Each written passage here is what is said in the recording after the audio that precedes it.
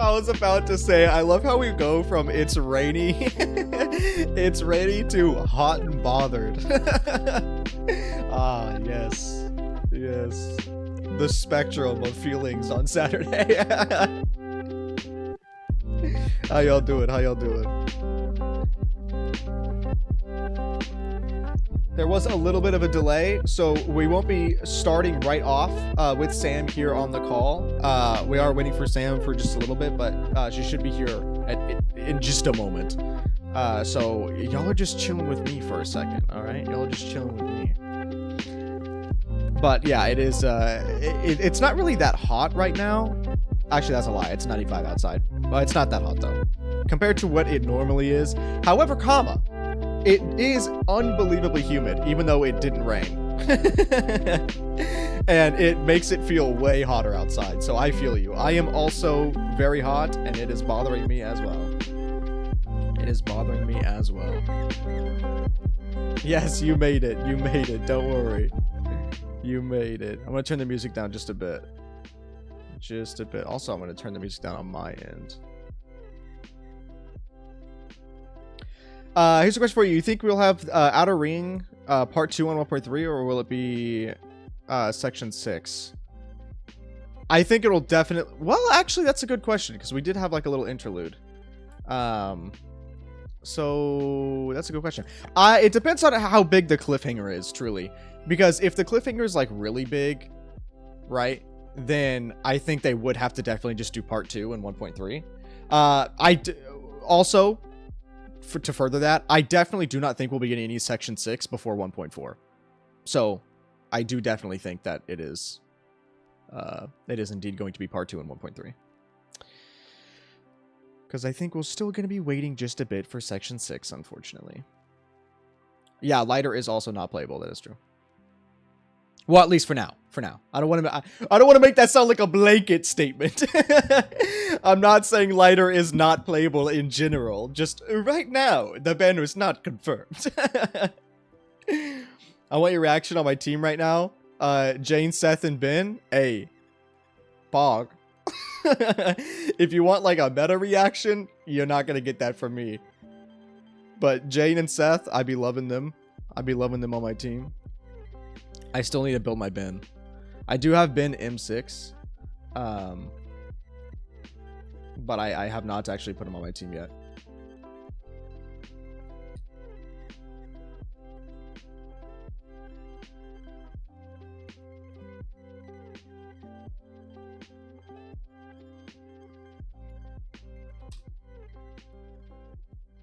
What about my Forgotten Obel squad?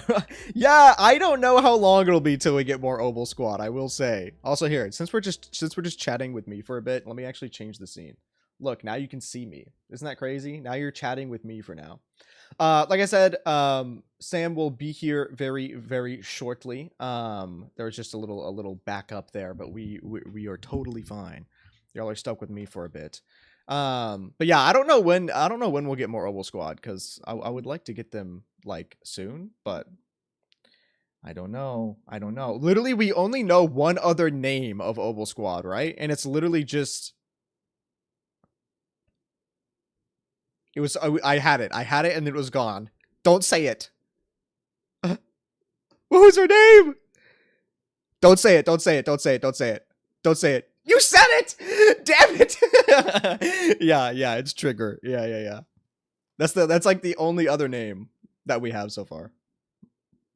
But I mean, I'm sure we'll get more. Dude, they still don't even have I typed it before you warned me. I will say, I did not realize I changed it this setting. You remember a few streams, or the past couple streams, I've been complaining that for some reason OBS, or sorry, not OBS, YouTube was telling me that my stream, like, dimensions was, like, off, and it was, like, affecting the stream, which, by the way, it wasn't actually affecting the stream. Did that help you understand what I was saying, proportion? I'm sure it did not. Either way, I found out it's because I stream in 1440, because I like to try to give you guys, like, the highest quality. But for some reason, when I try to have the chat latency at ultra low, YouTube doesn't support 1440p for some reason. I don't know why, but it just doesn't. So if I want to do ultra low, I have to stream in 1080p. And I have not turned my stuff down to 1080p in a long time. So I am... Hello? What was that? I think I thought a bug just flew in front of me, but it was just my eye floaters. You guys know what I'm talking about? Do you know what eye floaters are? Hate them. Surely, some of you know what I'm talking about, for sure. At least one or two of you. Who's your favorite in the Cunning Hares? Who do we have on today? Who do we have on today? What do you think? Am I just saying that because she's here today? No. No. My doctor says I'm too young for those. For eye floaters? You're too young for eye floaters? I had them when I was like 7. And they've only gotten worse. Dude, I have like 300 eye floaters. Like, I'm not even joking. And I've asked doctors about it. Dude, there's, by the way, no way to fix it. Isn't that cool? Isn't that fun?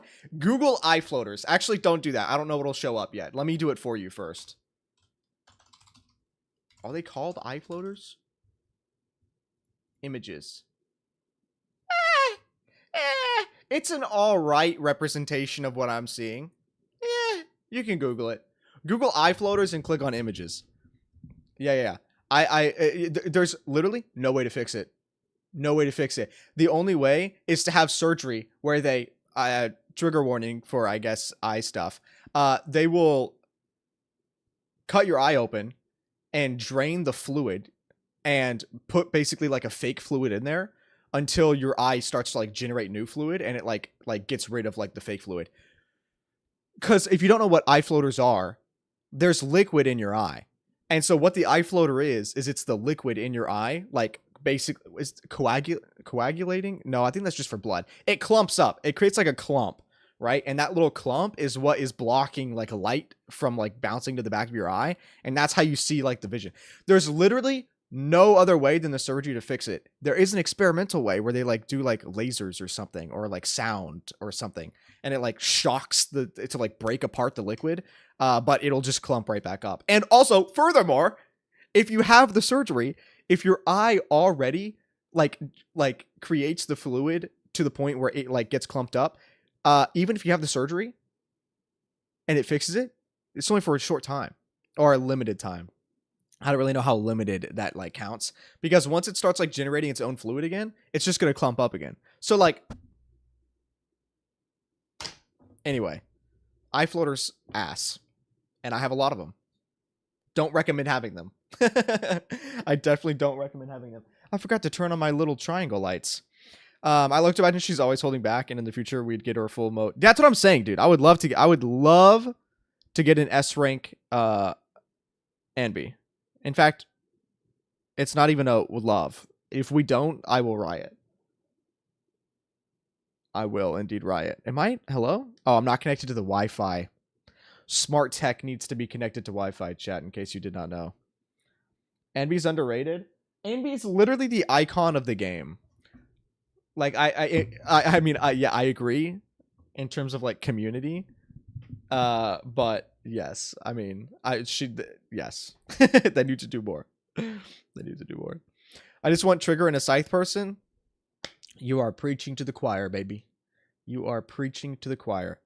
There is not a single other weapon I would love more than a bow. I mean, a scythe, number one, but I said that wrong.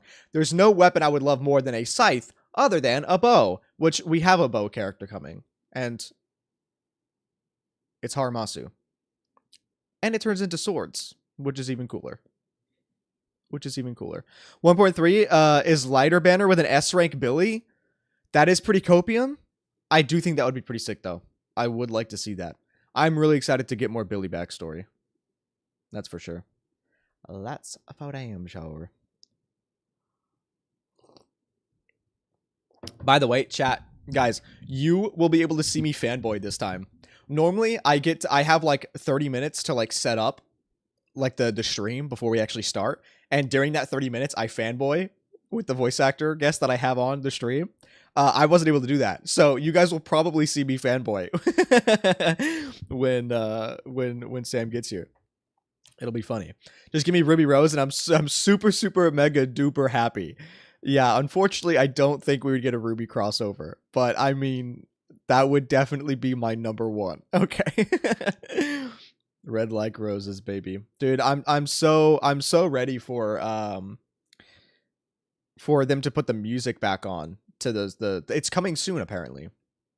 Casey Lee Williams said that it was coming soon. For those that don't follow Ruby and don't know what the hell I'm talking about, Ruby, go to show. You should watch it. Don't mind the animations the first couple volumes. You'll be fine. You can make it through. I trust you. Anyway, music, unbelievably goated in every single volume ever. Just the best music in the world. But whenever Rooster Teeth got the axe by Warner Brothers, Ruby, in fact, I still think there is no legal way to stream the show, if I'm not mistaken. It's not back up. I don't think it's back up on Crunchyroll yet. So right now, because Rooster Teeth died, you like literally cannot see Ruby right now. Anyway, when that happened, also Viz Media finally bought the rights to Ruby. Literally the best timeline ever. That there's literally no other company that would have been better to buy Ruby than Viz Media. But whenever they like got the axe, right, then all the music rights had to change. And so because of that, they had to take all the music off of all the platforms. So I have not been able to really listen to the Ruby music. Because while some people did re-upload them, they did ask that we don't stream that music, because obviously the money from those streams are not going to the actual artist that made the music. It's going to whoever just uploaded it as like a third party. But anyway, the music is going back onto music platforms soon. So I am very, very excited about that. Oh, perfect. Guys, here we go. We're about to call Sam. We are about to call Sam. Oh, wait. Let me do. Ta-da. Hello? I'm muted. Hi. Hello. How are you? Oh, I'm doing so well. How are you? I'm doing so good. So good. How was dinner? Oh, it was so good. And thank you again so much for your patience. I didn't expect to run that far over. Hey, you're so fine. I was chilling with chat. We were talking about Ruby and also like our predictions for future character stuff. So we were Hell totally yeah. Ruby the VTuber or Ruby the show? Ruby the show. Okay, I was like, I love Ruby the VTuber. I have not seen Ruby the show. Okay, well, I think you would enjoy Ruby the show. The first couple seasons are like animation wise is a little rough, but it's okay. That's what I was just telling chat too. Fun fact, my first booking ever was a Ruby fan dub. Oh, really? I had never seen the show in my entire life. Wait, who did you voice? Blake. Yo, let's go. A little short animated short. Yes, amazing. Hey, I think you would. That's so funny. That's so cute. Hell yeah. I love Ruby so much. Okay, so real quick, just so I can get this set up here. If you are able to, if you're comfortable having your video on, if not, that's totally fine. Yes, I am. I put on makeup today. Oh, let's go. My messy desk and everything. All my shit behind me. Okay, chat, give me 1 second, because I will have to I'll have to act like I'm a professional streamer here and get this set up.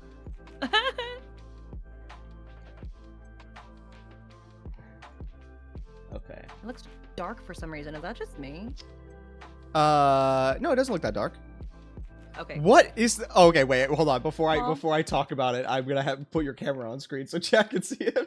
I know exactly what you're gonna ask me. Let me see. Studio mode. Yeah, this is how this works. Okay. Take all my acetone off my desk so I don't spill it everywhere. Let's guest video.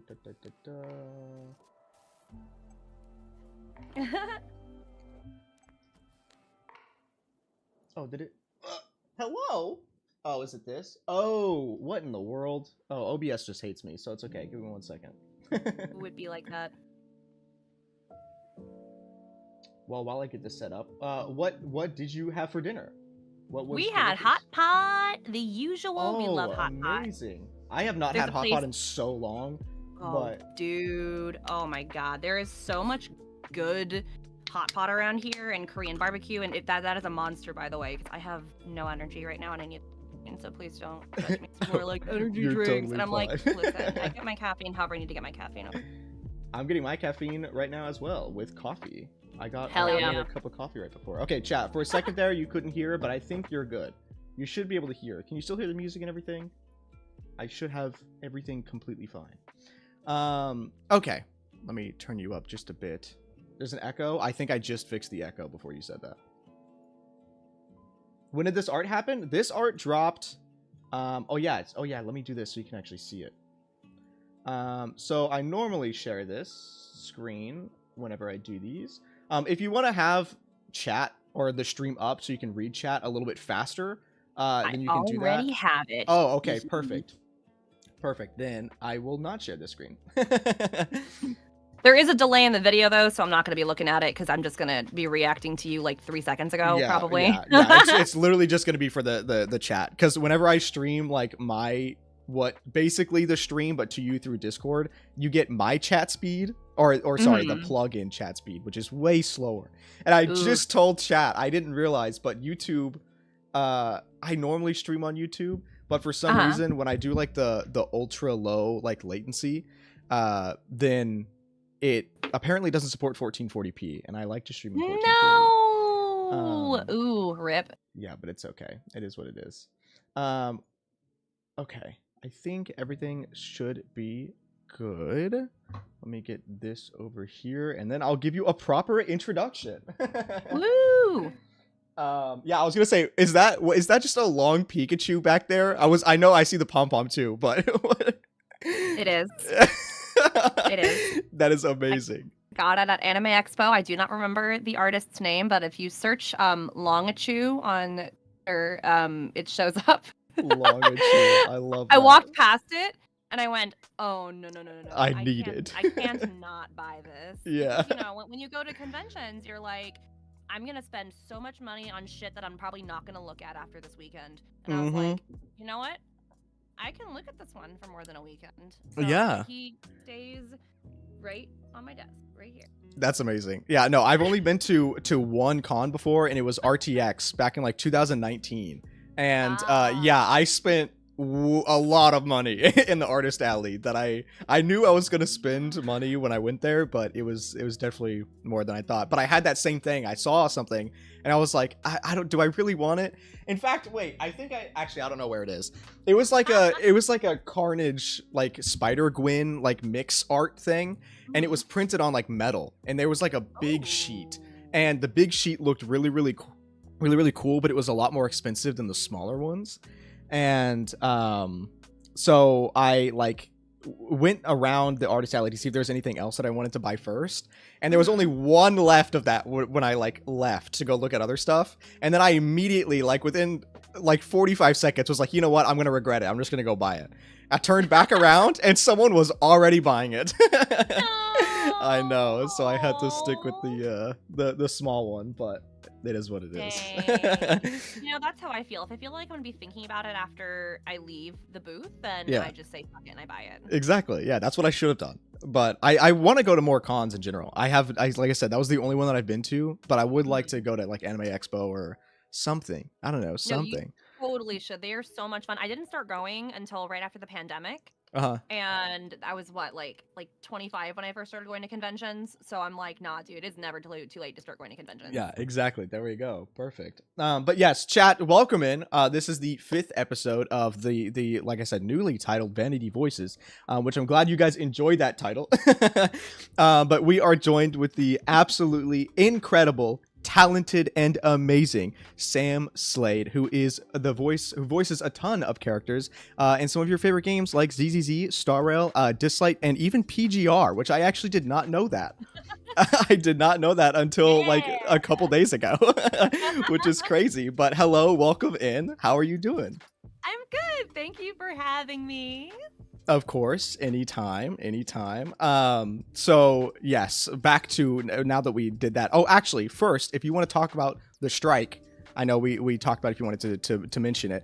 I do have a link, chat. I'll give it to you in just a second. But if you would like to do a little introduction and just talk about the SAG-AFTRA strike that is going on right now, because chat, while we have talked about this before, it is important to bring it up again because it is still ongoing, even though the first time we brought it up was like 2 months ago, if not 3 months ago, and it's still happening. Unfortunately, companies are still hesitant.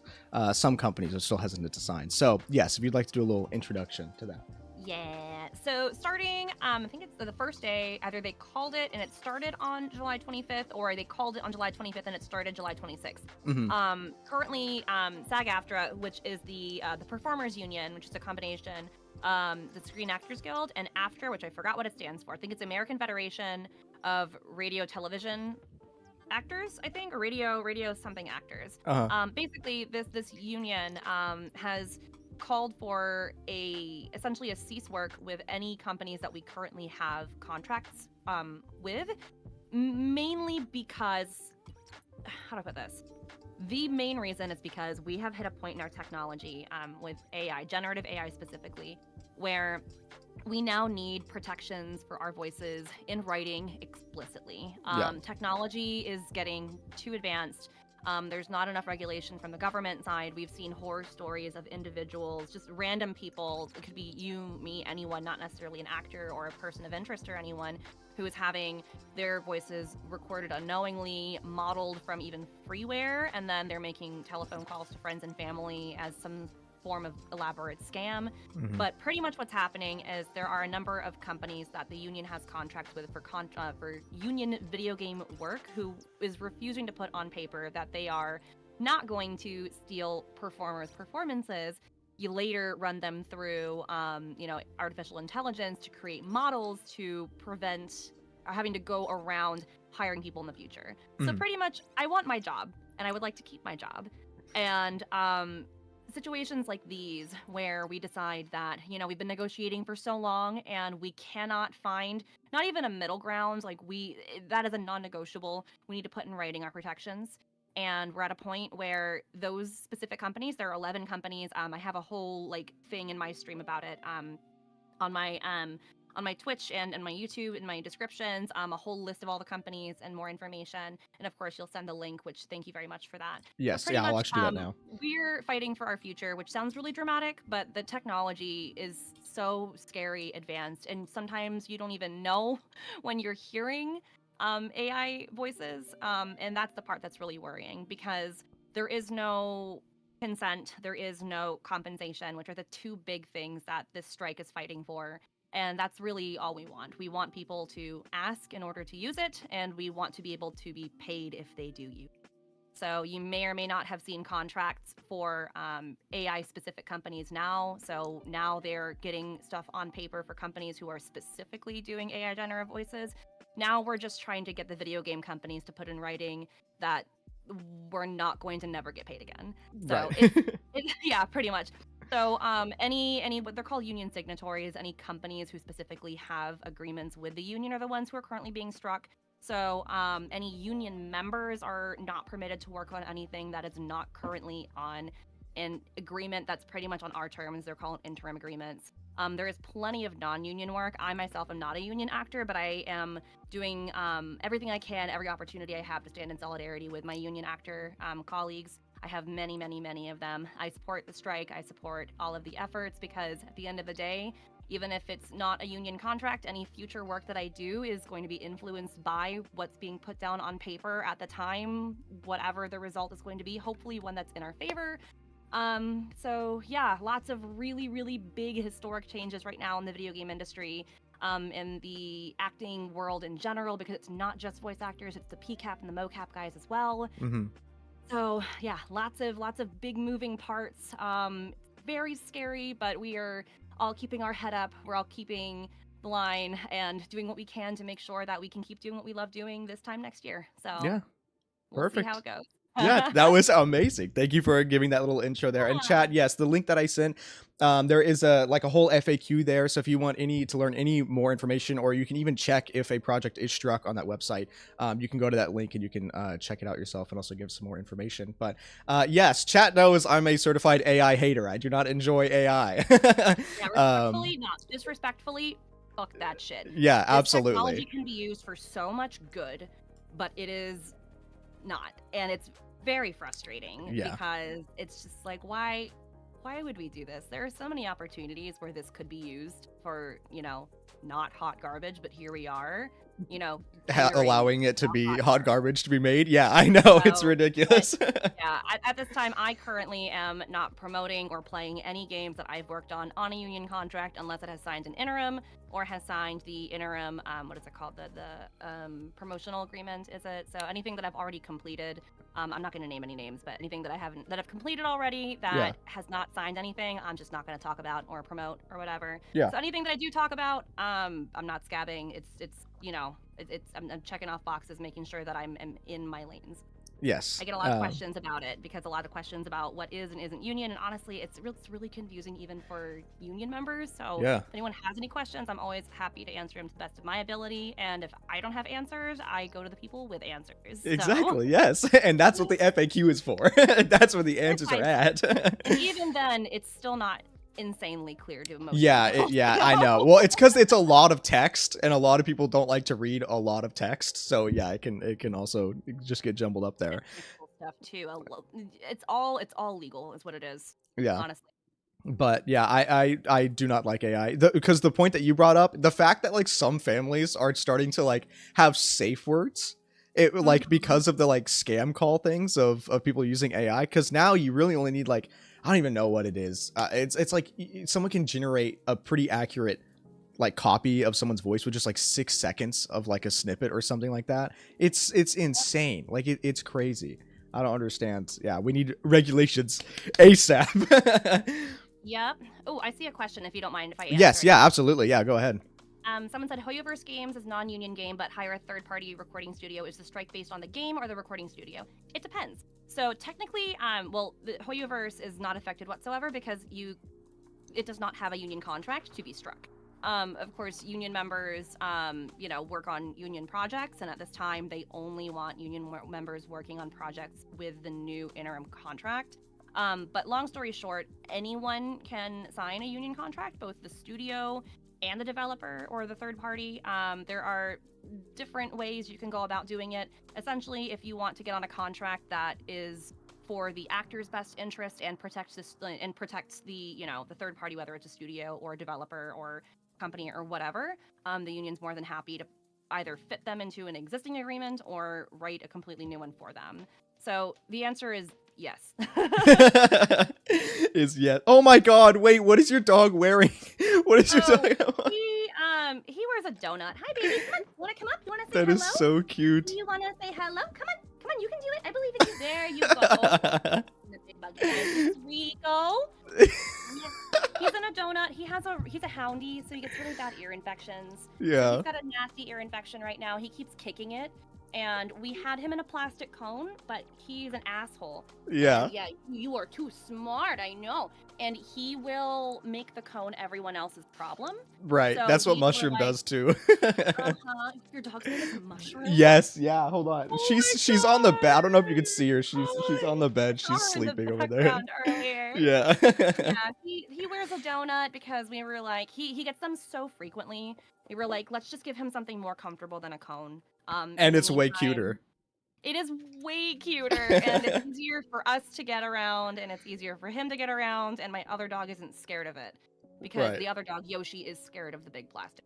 So we're best friends, so I hate keeping them apart for too long. Yeah, because whenever I got Mushroom fixed, she had to have the cone on, and she wasn't like too like bad with like trying to get it off. She somehow did get it off a few times, but she didn't. She has big ass ears, like bat ears, and she didn't like her ears touching the top of the cone, so she learned to like fold them in. And I think I have a picture. I'll try and find it. It's so cute. It basically turned into like a little, it looked like she was wearing a little cap on her head because she just folded her ears in. But because of how long she had to wear the cone, when we took the cone off, she kept doing it, like just out of habit. Unfortunately, she did grow out of it, but I found it. Hold on, let me. Oh, baby. I'm a dog lady, if you can't tell. I love my boys. I am also a dog person. I'm also unbelievably allergic to cats. So that Ooh, also helps with me being a dog person instead. I understand. I'm also allergic to cats. Yes. Not horribly, horribly, but just enough to be miserable, you know? Oh, they'll kill me. Yeah, they'll just straight up kill me. Ooh, okay, yeah, that's way worse. Okay, I pulled up the Discord stream, that way you can see like my cam Uh-huh. in real time. But hopefully I can get this to focus there, but you can see a little bit how she would fold her ears. It's Stop! so Oh, cute. that's I know, she's such a little adorable. cute. And then, oh yeah, here's proof that she would do it after the cone was off too. Oh my god, Which that's really cute. I also, now that she is like fully potty trained, I don't put her in a kennel anymore. So she's like, she just roams around free. As you can tell, she's clearly just chilling on my bed now. But Yeah. yes, I love Aw. dogs. But to reel in the conversation a little bit, back to voice acting. If you would like to give a little introduction into how you got into voice acting, like, was that what made you be like, I want to do this? My story is very interesting. So long story short, I went to school for hospitality and tourism management. I have a bachelor of business. And I went straight out of undergrad into the workforce. I was an assistant manager at a restaurant and historic inn. And at that time, I was like, wow, I'm really bored. What am I going to do after work? So I decided I'm going to get a master's degree.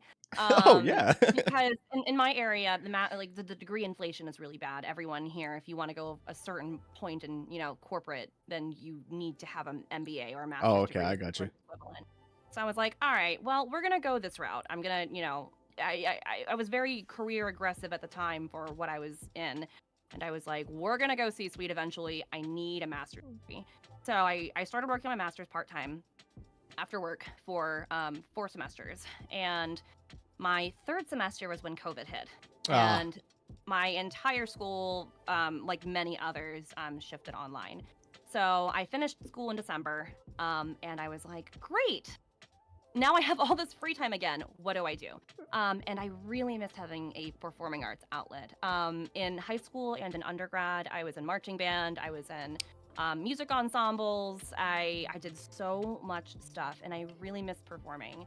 So I started, looking around for a performance outlet, and there was none because everything was closed, Right, yeah. including, all the local ensembles. So like the local wind orchestra, the local orchestra, the local wind ensemble, the local county band, everyone closed. And I play percussion. So yeah, I played sax. I also played sax. I played sax in high school, but not in college. I also played sax. Let's go. I was alto sax. Yeah, me too. I played Let's for 4 go. years Oh, in really? show band. Yeah, I didn't play in college though. College marching band took up way more time than I could have ever imagined, but like in the best way possible. I met my husband, met half my bridesmaids, met friends that I still keep in touch with literally every day here. So, Oh, I'm sure, yeah. wouldn't change it for the world. But I really, really, really missed playing. And I was talking to a friend. This was in winter of 2020 when Genshin Impact was still not at its peak. Like it was a common game, but not everyone was playing it yet. You know what I mean? Like it was still new. So I had just started playing it. It was like late November, and I was talking to a friend, and I was venting to her about how I have this free time now. My degree is about to be completed. I don't know what I'm gonna do with my free time. And she was like, I've seen people, or like I have a friend. I can't remember how the conversation went, but basically it got down to you could try voice acting, and I was like, huh? What are you talking about? Yeah. And at the time I had just gotten over like a massive Fire Emblem Three Houses brain rot. So I was like, watching all of the interviews of other actors, and I was like, no, I don't want to be like that guy who's playing pretend, while there are professionals out there doing it. Like I was like really like self-conscious and honestly a little offended at the idea. I was like, no, why would I do that? And then they were like, no, but like this is a thing people do. Like there are like who do you think provides like the work for indie games and passion projects and even like stuff for fun? Like people do this. And I was like, okay. And she sent me a link to castingcall.club, where I spent so much time over the next like year and some change. And I very quietly, like to myself, didn't tell anyone, even my husband, who at the time, he had proposed not too long ago. So like my fresh new fiance, I'd even tell him that I was like hiding in my house with like a pair of old like Mac like what are they called? No, not Mac. Like the Apple headphones with the Yeah. microphone on it. Uh-huh. And I was submitting auditions on those. I mean, I don't know how the mic quality is on that, but Garbage. is it garbage? It was bad, and my HVAC was very aggressive, and I was Yeah. doing it in my basement, well, our living room basement area, where the HVAC was the loudest, and it was bad. And I'm Yeah. glad I keep all of my audio files. I've never deleted a single audition, so I can go back and look at Hell where yeah. I started and go, we grew. Exactly. Progress. So I keep all of them. Anyway, and I just started quietly submitting, and then I booked that like Ruby fan project, and I was like, huh, this isn't bad. Okay, right, we don't suck. I mean, like, we're not good, but we don't suck. So I just kept, you know, quietly submitting, and then one day I looked at my husband and I was like, I started a new hobby. He was like, okay, and why are you talking to me like this? And I was like, please don't look at me weird. Please don't, like, treat me weird or anything. I'm an actor. And he was like, what did you just say? And I was like, I'm an actor. I don't know. I've Confused on how you did this on the side. What do you mean? I had never done drama in high school or theater or anything, or any sort of acting, anything, because I just didn't have time. I was in band, everything. I was in marching band, show band. I did jazz band for a little bit, concert band. You know, I was in all of the ensembles, but none of them.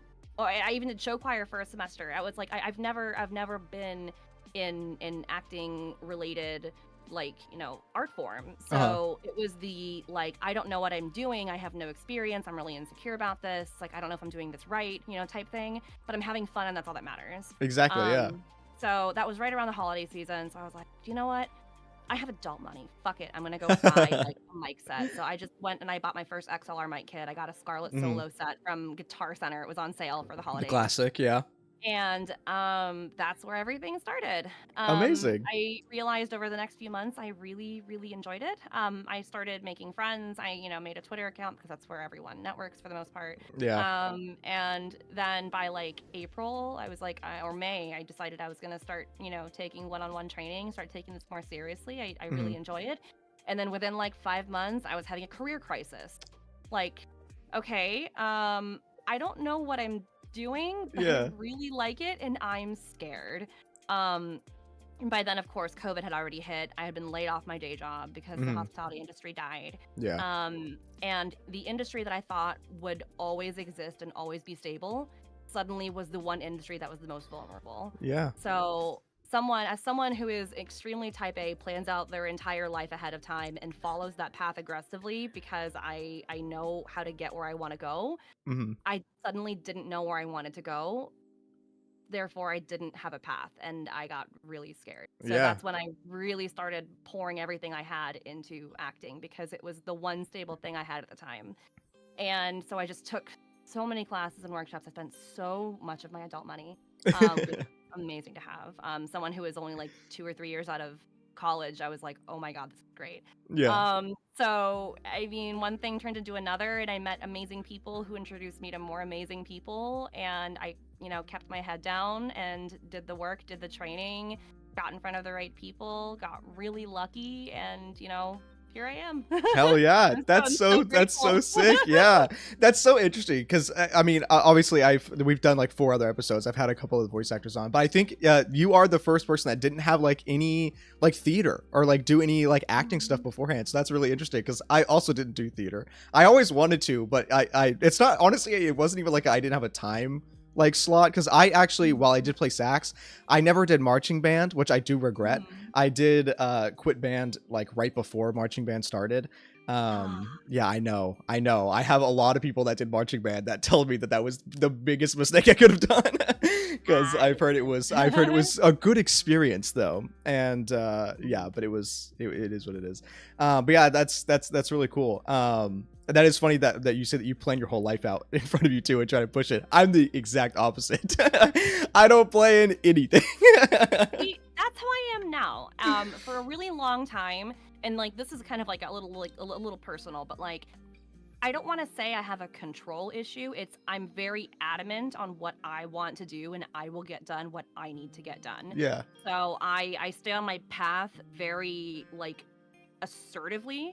And so when it came to the point where I could no longer do what I needed to do and I could no longer get to point B, I had to start shifting everything about my mindset, how I do my day to day.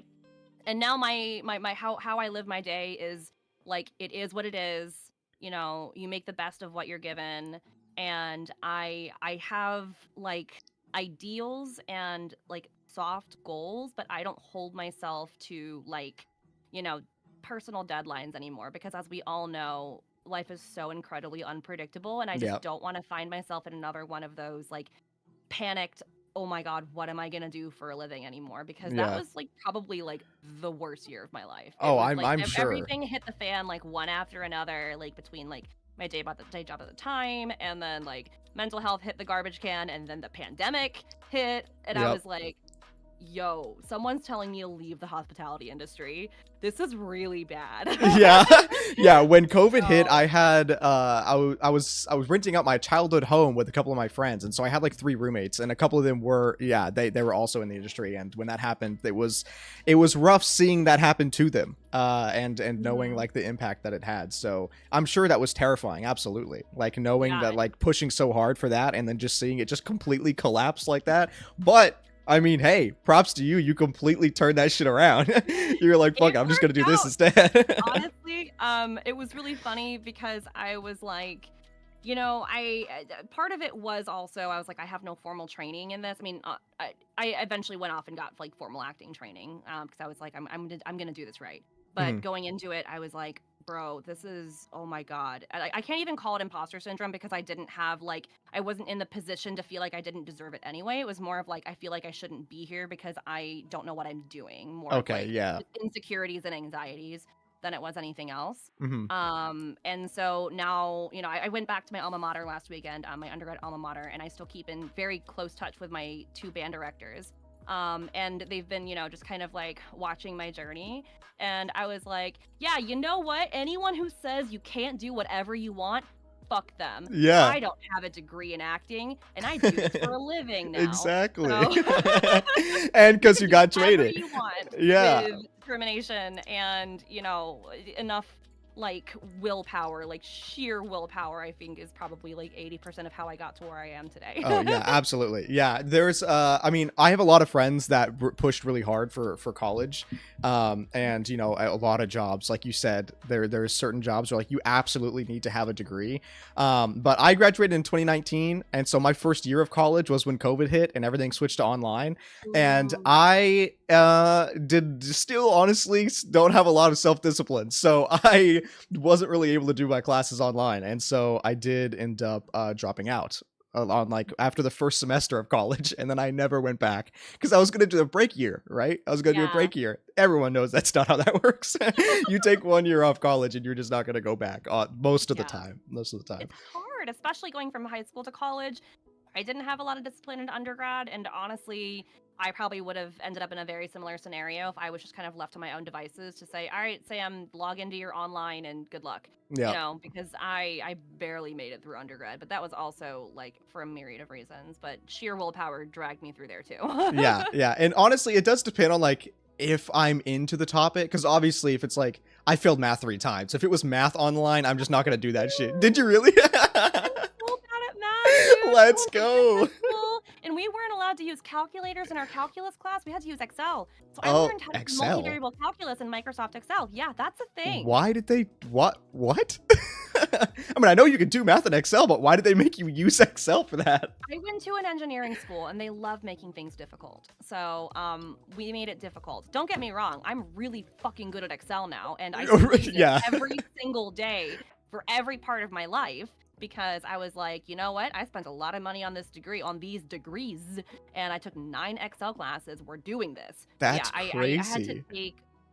take math like 3 times because it was the math part. The Excel part I'm great at. It's just the math part. I'm pretty sure I have like a numbers problem, the one where you flip numbers around, Oh, or it's okay. like the dyslexia for numbers. I can't read Uh-huh. them out loud either. They start coming out as gibberish. It's so weird. But anyway, I don't understand numbers. I just look. I memorized what is it called? The muscle memory of the number keypad on my keyboard, Oh, yeah, and yeah. I just type them as I see them and hope they come out right. So Perfect. Yeah, that's so interesting that they. I can't do that. I know basic Excel knowledge. I know I can click the little corner thing if I type a few numbers and drag it, it'll autofill. Yeah. That's more than a lot of people, so I think you're doing just fine. There we go. I have not used Excel in like years. It's probably been like 5 or 6 years since I've had to use Excel. But yeah, so one thing that I wanted to, because you said when you first started doing voice acting, you went to Casting Call Club. And that is that obviously I have been there a couple times too. And the first thing I got casted in was a Ruby project. I haven't actually voiced for it yet. Because there's a lot of the things on Casting Call where like there's a lot of projects that you can get casted for and then they just don't happen. A lot of dead on arrival projects. Yeah. Yeah, exactly. Yeah. So this one's not dead. I will say it's not dead. It is still going, just very slowly. But yeah, hopefully I can do that soon. But I would love to. I have also I have the thing where like I think something's super interesting, and so I'll pick it up and I'll like hyper focus on it for a while, and then I'll think something else is really cool, and then I'll drop the other thing and pick this other thing up, and it's just a cycle all the time. I have so many weird little hobby things around my house where I tried picking up a hobby and it just didn't work out. Yeah. And then I'm like, well, I already spent $300 on it. Let's see what I can do. And then I just about it. Yep, that's what that piano is back there.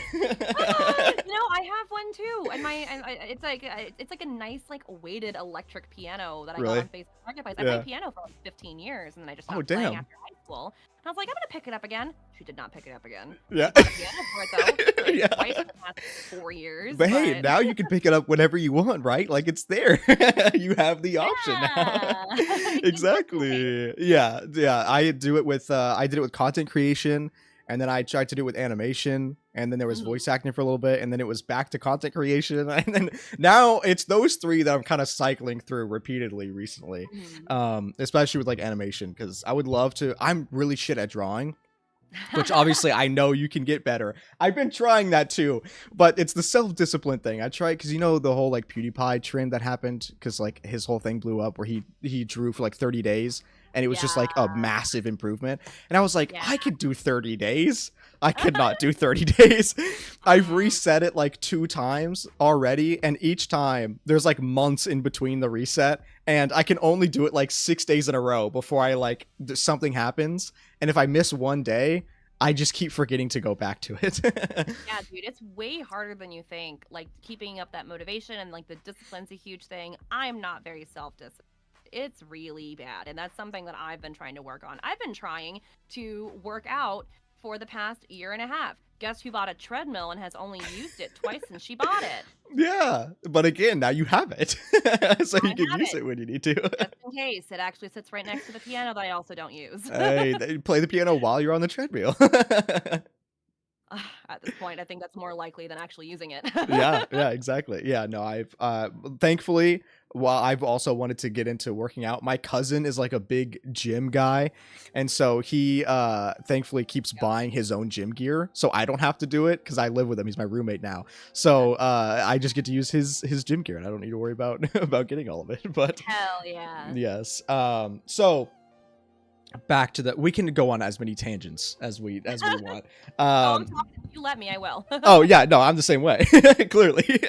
But yes, with Casting Call, what was like whenever you first started getting into like the professional training, I guess, where did you do that through? I'm like genuinely curious. What did you like just search like voice acting lessons or Mostly through word of mouth. My first coach I got from a recommendation. And then from there, I got recommendations for like websites to take like group classes through. And then there's this amazing website called howtobeavoiceactor.com, and it sounds very like almost like mocking, but or no, I want to be a voiceactor.com. That's what it is. But like it is the most thorough information, and it hits everything from when do I buy a microphone to like how do I get an agent, which people get really excited about the concept of doing something and then think to what they think is the end goal, but really that's just the starting line for the professional world. So, and you can do any of you can start any hobby and become a professional at any point, you know, once you get there. Mm-hmm. But a lot of people also don't realize that you can do things for fun and you can do it for you. You don't need to monetize everything. You don't need to make a career out of everything. Not saying that you shouldn't, and not trying to say someone shouldn't, you know, want to set a goal for be a career actor. But also, I feel like a lot of people see something, you know, like voice acting, and they immediately go, I need to be a career actor. And they start jumping straight to all the end stuff. And it's like, all right, let's lay the foundations down first. Let's see if you actually like this before you do something like buy a treadmill or a piano and then not commit to it. So, Right. Because it is objectively a very expensive hobby and eventually career, like many performing arts are. You know, you like many performing arts, you buy your instrument, take your lessons, you join your ensembles, your groups, your classes. You know, you buy your equipment. You know, if you're a painter, you buy your paints, your brushes, your medium. If you're like an ice skater, you buy your skates. You pay to go to your rinks. You know, whatever it is. Ballet is, oh god, ballet is so freaking expensive. All performing arts are like that, and that's just that is unfortunately a barrier in the performing arts is the monetary stuff. Which luckily there are so many different programs and organizations to help, you know, with the equity in those like areas, which is really good. But to get back to your point, honestly, lots of the community is the best place to find resources. And I know it's really hard, you know, people are like, well, where do you get the community? Honestly, literally Google is the best place to start. No one has ever gone wrong from Googling how do I become a voice actor, you know, and then you'll end up finding I want to be a voice actor.com, which is great. So like it sounds, I hate saying Google it because that's a shitty answer, but like honestly, to most questions, how do I become X, Y, and Z?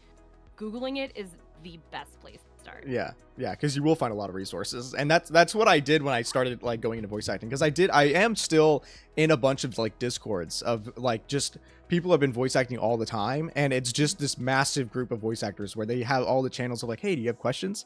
Like, and they'll also bring on like actual professional voice actors to do like just basically like this, like a little. Because Discord has that like showcase thing where you can like have like speakers and whatnot. I've actually never used that feature, but I don't think I'm in that. No, it's something different. It's like its own thing. But yes, they act very similar to how that works.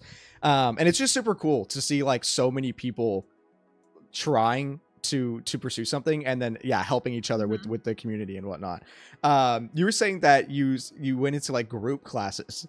I feel like that was awkward like doing group classes like that at first. The hardest part about acting in general, like present tense, is getting over yourself and letting go of how people are going to perceive you, because people are going to perceive you no matter what, but then you are going to perceive everyone else around you as well. Right. And we are all here for the same thing. Well, we're here for one of two reasons: either one, to get better and learn, or two, to, you know, network and pay to play with whoever's hosting the class. Which is a very real reason why people take classes too.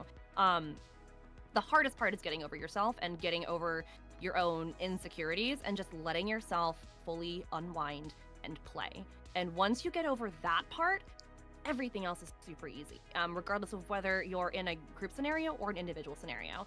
Now, as far as the group scenario goes, when I first started taking group classes, it was all on Zoom, which I thought, like, Zoom acting classes, interesting. But at the end of the day, you can act anywhere. It's, you know, there's so many different techniques and ways of, you know, acting and script analysis, and acting is all about making choices and reacting, you know? So you don't need to all be in the same room. Is the dynamic different? Yes.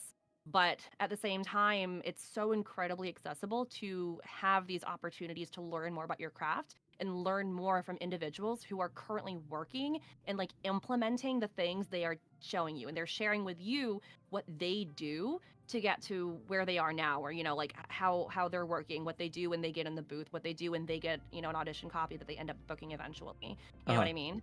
So, group classes, to me at first, intimidating was a better way to put it, because, I mean, especially if you don't know anyone in the class, you're like, all of these people, I don't know what their skill levels are. Are they going to show me out? Am I going to, you know, am I going to be the worst in the class? Am I going to feel weird? But at the end of the day, like, in the performing arts, the hardest part is getting over yourself and getting over, you know, the idea that other people will be perceived. Once you get past that, everything else just comes so much easier, in my opinion. Yeah, for sure. And like you said, you kept all of your old reels, or like any voicing thing that you did, you kept all your files. Yeah, every single one. I have thousands of auditions backed up on my computer right now, which is sick. So. I that's actually big props, because it is cool to go back. It's such a good way to see your progress, like you said, and it is a big motivation boost, like to see where you started and where you are now. There's a lot of takes that I've done that I unfortunately lost because my PC got hacked one time and I lost a bunch of my files. So now I save them onto the cloud, which I wasn't a big fan of the cloud, but it helps me a little bit in case something like that happens again. But yeah, so when you started, like you said, it's a big part is getting over yourself. Did you also, I'm assuming when you first started doing it, then you found a lot of your takes being extremely cringe when you were like listening back to it? Yeah, I also noticed. So for me, I personally had like a two-step process in becoming, like, in my opinion, from where I started to becoming I wouldn't say a professional actor at that point, but becoming a more effective actor, an actor who is performing and enjoying what they do. It was two steps for me. Step one was getting over myself, and step two was stop trying to guess what the person on the receiving end wants. And just, I started calling it like spaghetti on a wall. Throw the spaghetti on the wall. If it sticks, it sticks. If it works, it works. If it doesn't, then that's fine, because you will submit 900 auditions here. One of them is going to stick eventually. Yeah. Statistically, one of them is probably will stick. You know, and I've noticed in my experience, the ones that stick are the ones that I don't want to say I don't care about, but they're the ones I don't think about, because so much acting now, they want genuine, they want grounded, they want cinematic, they want like the real person, not the calculated. What does this character, how will they how, you know what I mean? So instead of saying, oh, this character will react this way, and this way in these scenarios, it is, you know, I am the character, I will react. Not how will I react, is I will react based on the information I've been provided about the character, and just stepping into it instead of preparing to like perform it as the character, if that makes sense. Yeah, no, that absolutely makes sense. Yeah. Getting a little philosophical at this point, and like different like acting techniques and everything, but that's what worked best for me. And the day I started saying fuck it, I'm sending it, and the day I stopped spending an hour on most auditions, and I started spending 15 minutes on most auditions, is when my career took a turn and everything started working out. That's so interesting.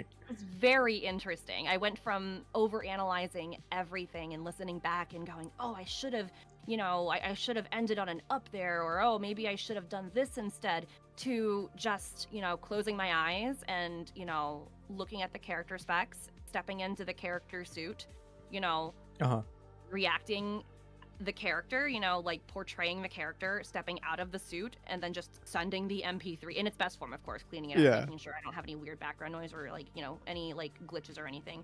But like once I just started pumping it out and trusting myself and my ability to act, is when things started moving along for me. And I was like, this is what they meant by like acting is reacting, and acting is, you know, whatever ever anyone says for acting is, like acting is playing, like actually playing instead of calculating, was when things started working out for me. That's so interesting, because I think I'm still definitely on like this little small auditions that I try to do is in the calculating thing, because they always say like, this is how the character is, and then I try to like they say like what they want too, and so I try to like go for that. But yeah, I've heard a lot of different voice actors say that they will just start trying things, and then if they want something, did my camera freeze? Oh, it did freeze actually. I thought it was on my end. 1 second, chat, 1 moment, I will fix it. It's so fast and easy. I definitely know what I'm doing.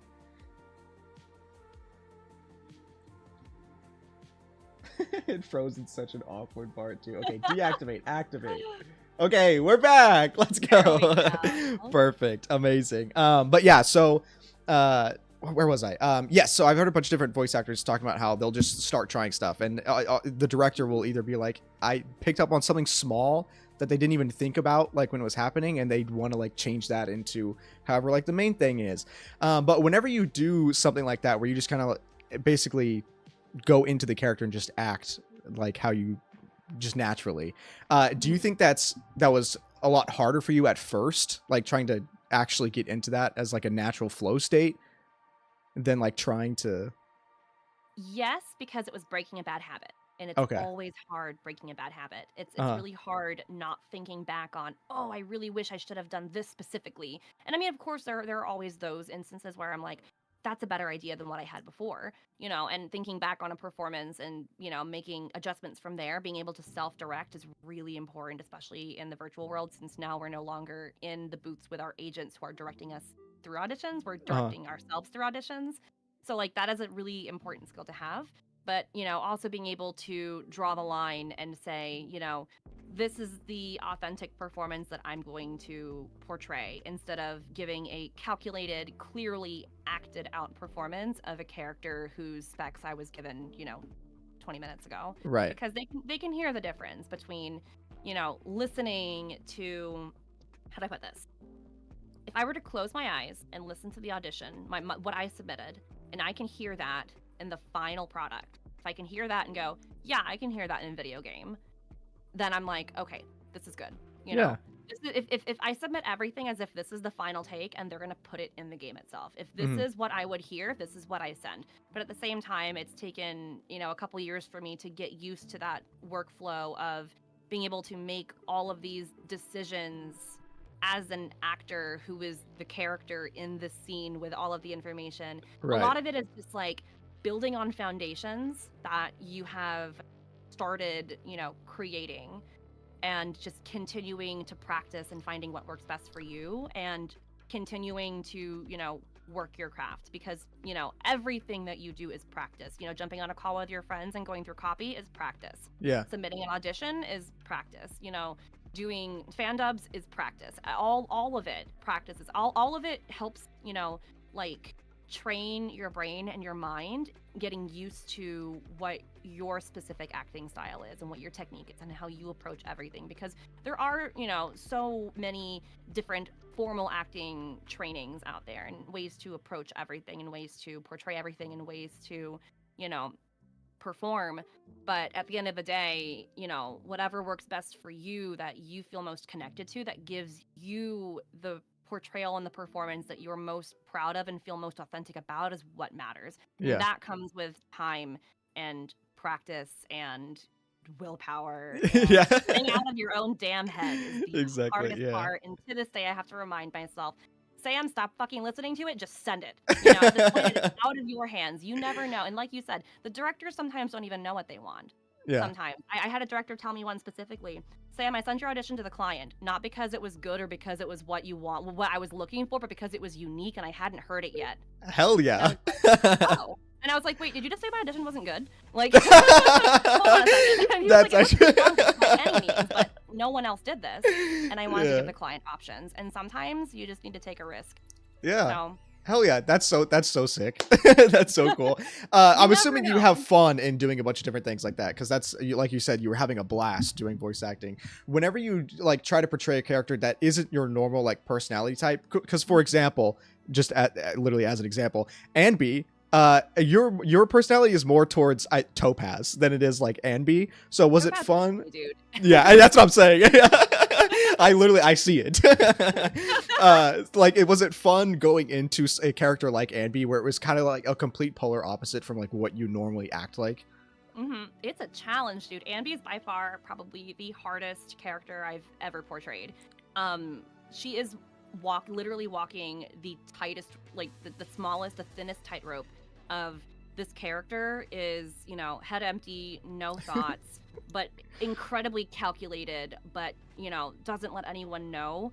Yeah. You know, she's the words come out of her mouth as they're coming through her brain, but Yeah. she's always calculated at the same time. So finding that fine line, plus the fine line of a character who is not emotive, but so, in some situations, emotional, but having such little leeway to, you know, give her that opportunity to really show people who she is. honestly, my directors did the heavy lifting on that one. I worked with Michael Schwabe and Amberly Connors, and they have been phenomenal. And honestly, there were some days where I just go, damn, I forgot how to ride this bike. I need to get back on. What does Anby do again? Like, Yeah. she's just so incredibly difficult to nail. And I'm not going to lie, I was really, really, really nervous about her because I was like, Sam, don't fuck this up. This is a really easy character to be incredibly annoying. And you are writing a very fine line. I will say, and I'm as chat knows, I say it all the time. You absolutely killed it. Like the performance with Anby is so good. And as like a lot of auditions that I've done is a lot of like monotone characters, and I do feel like legitimately the ones that don't show a lot of emotion are definitely one of the most like difficult to voice, because like you said, it's a very thin line of like what you can show emotion wise, but still have it be like accurate. And like good. And yeah, incredible. Like absolutely killed it. It's so good. One of the other things you said, that whenever you like, instead of react or trying to hyper focus on what the character would do, but just like reacting, and directors want it to be like more grounded. I do feel like Anby feels like whenever I hear her speak, it just sounds natural. Like to what Anby would do. So like it's so good. I love it so much. She says everything as it's literally as it's coming through her mouth. Think of it like a label printer. You put the thing in, and then it immediately starts printing. It doesn't, you know, you don't type the document and then click print and then proofread it. You type the label and you click print, and it's coming out literally as it's going in. And I'm like, that's Anby. She just word vomits literally all the time. And her humor's so good. Yeah, oh god. Okay, the script, honestly, oh my god, the script. I don't know how many times I sat down during a session and went, damn, this writing is fire.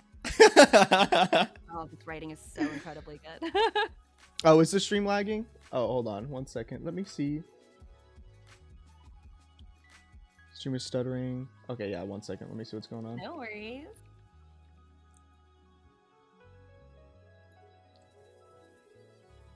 YouTube is not receiving.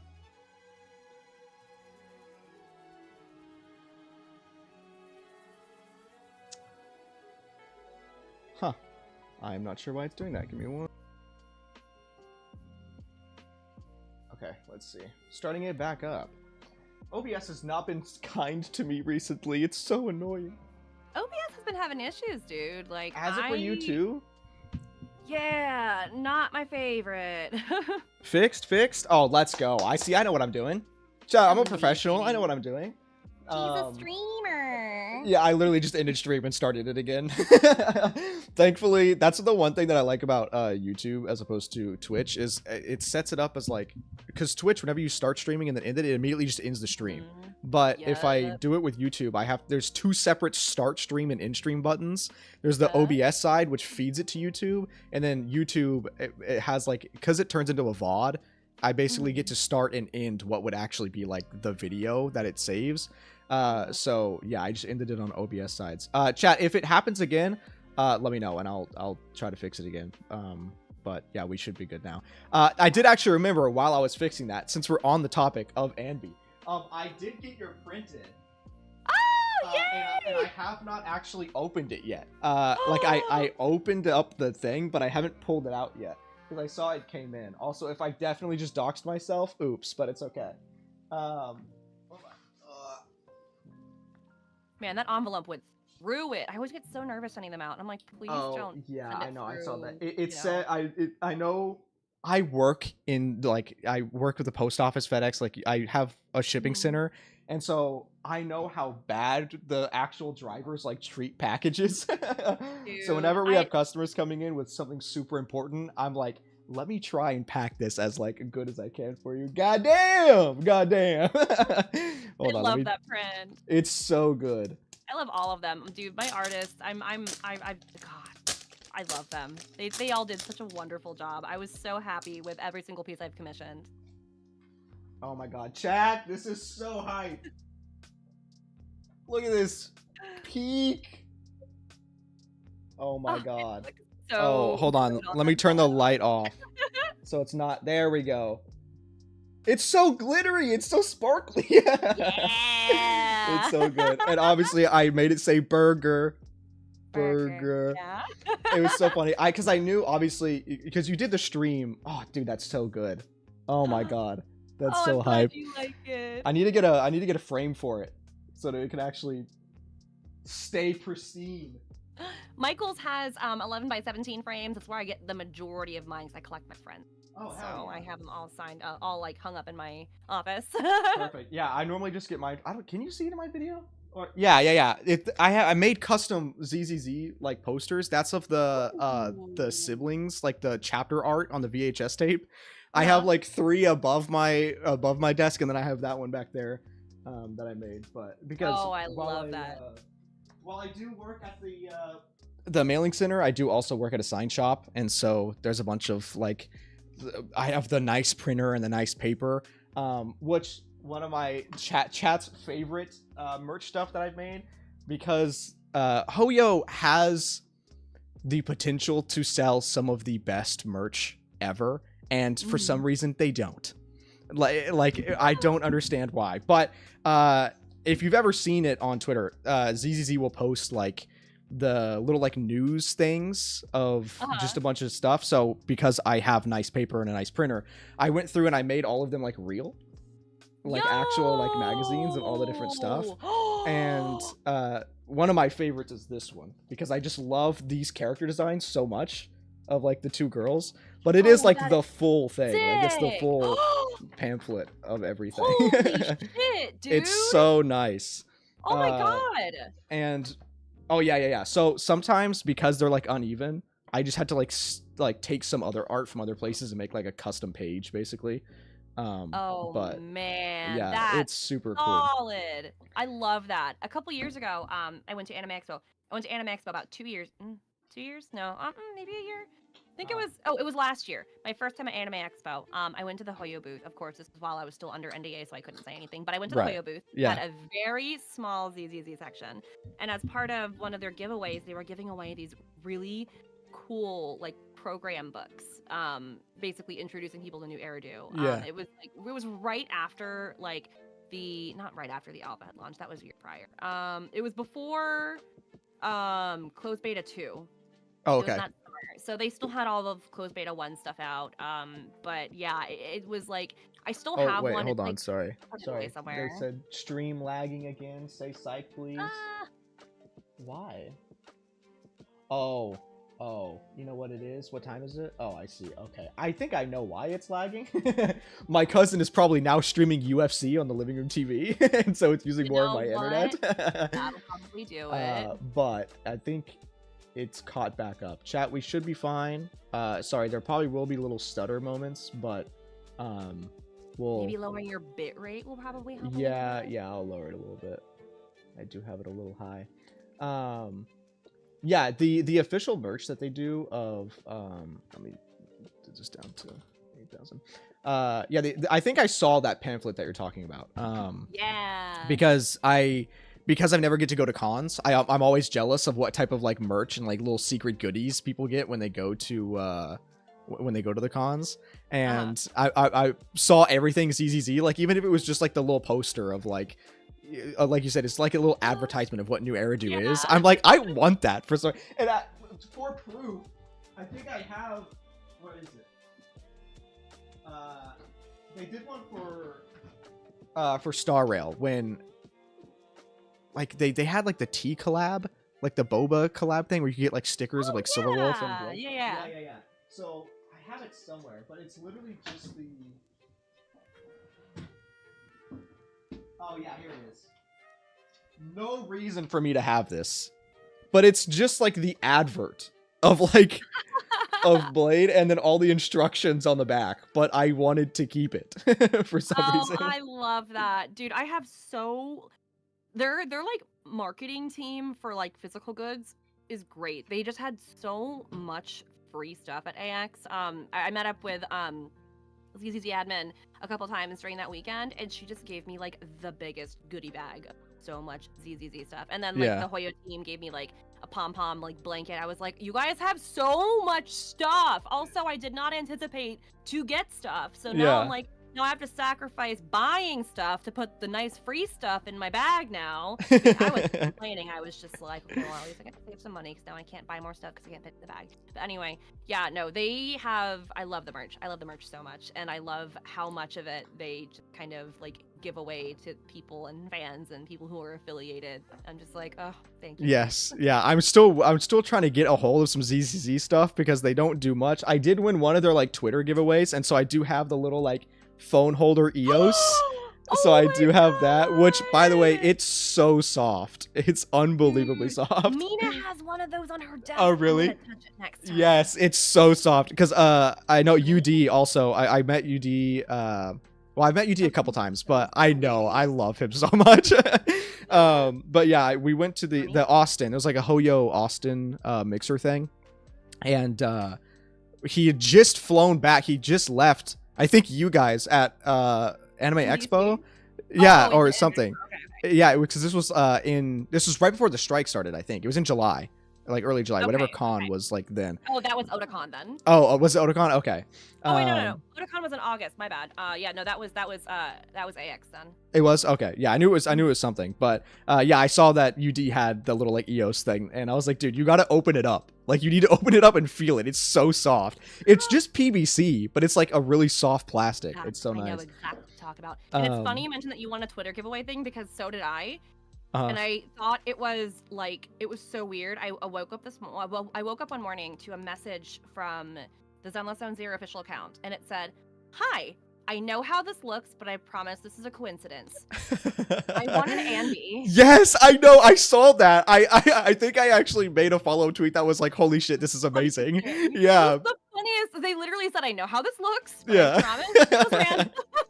That's funny, so cool. I got one the year prior too at Anime Expo, so I don't know what I'm gonna do with this one. I'm hanging on to it. I don't know if I want to keep it or give it to a friend or something, but yeah, maybe I'll raffle it one day. But I don't know. She's hanging out now. Yeah, I need to try to get more of those. Hopefully they'll start selling them because they did start doing because they have the ones with Starro where it's like the splash art of like the characters, and whenever they were selling the HI3 art book, they had like a bunch of Star Rail like acrylics there, and I was like, I need to get it. One of my favorite Star Rail merch though that I was gonna pull up, it was I didn't even have to buy it. It was they gave it away whenever you just had to show up to like one of the bookstores. I think is what it was. It Kinokuniya? Yes, and yeah, it's the tickets where you could just like it's like holographic of like the actual pull tickets, and it's so good. It's so sick, and yeah, you literally just have to like show your login thing. But I went so many different days to get like as many as I could because they're just so cool. They're so sick. Oh, that's sick. I love that.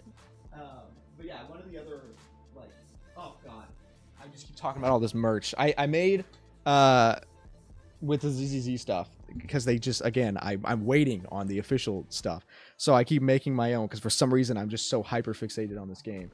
I made like my own character stands, which this isn't acrylic, which I have Anby. Where is Anby?